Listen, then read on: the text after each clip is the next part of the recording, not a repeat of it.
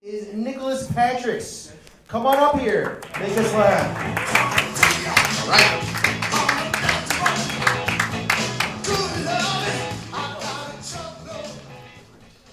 So, I was going to ask how everybody's doing tonight, but I was going to ask, alright, I fucked that up. My bad.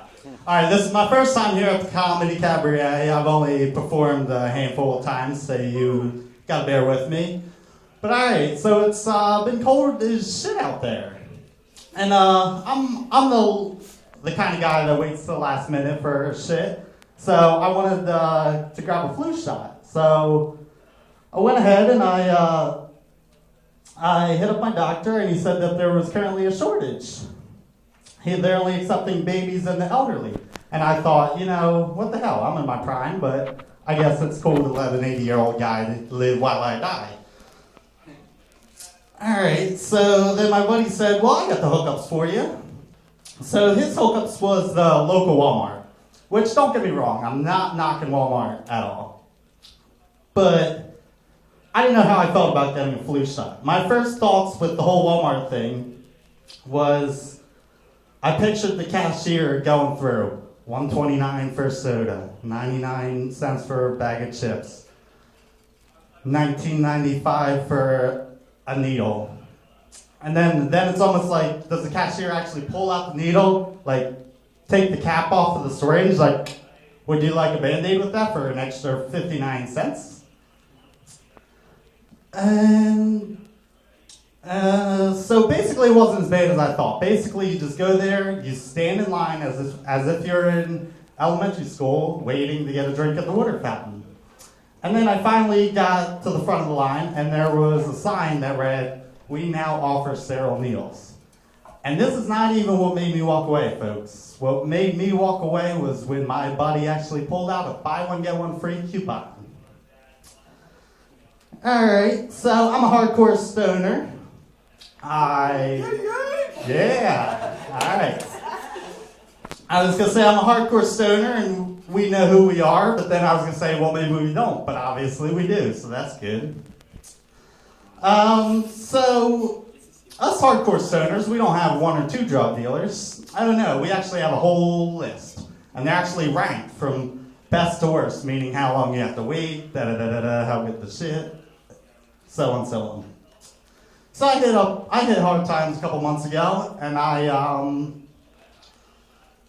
was at the bottom of my list. So I went up to the guy and I knocked up on his door, and I should let you know that this is the kind of guy really on the bottom of the list. This is the kind of guy that he has no problem stealing from his family whatsoever. So I knock up on his door, I come in, so I'm just standing there. There's crazy Uncle Joe, there's the sister who's currently breastfeeding, and there's a couple little kids playing with their little tinker toys in the corner. Then he goes running upstairs, and now I'm feeling all really weird and awkward. I'm staring at my feet, trying not to look her way. Then, to make matters worse, she starts trying to talk to me. And the only thing I could think of is, why the hell does she need both hanging out? So I grabbed my pre-pinched bag, I took one last look at Saggy Tits McGee, and I got my ass the hell out of there. You know you're in a bad situation when if the cop show came in busting in, they won't even be able to air the footage on a non-cable network. But, alright, I got one more for you. We've all done people that we're not proud of. At least I have. I'm just assuming everybody else I like to call him the last resort booty call. And so this one fine evening, I find myself pounding away with a good buzz and a half-limp dick. And I should let you know that the window was right next to the bed, because that makes the story even better.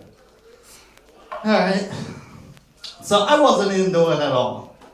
She even had to ask me at one point if I was waiting for somebody, because it was probably looked like something like this, like I'm going to town, but yet I'm at the window looking around, not really paying attention to what's going on.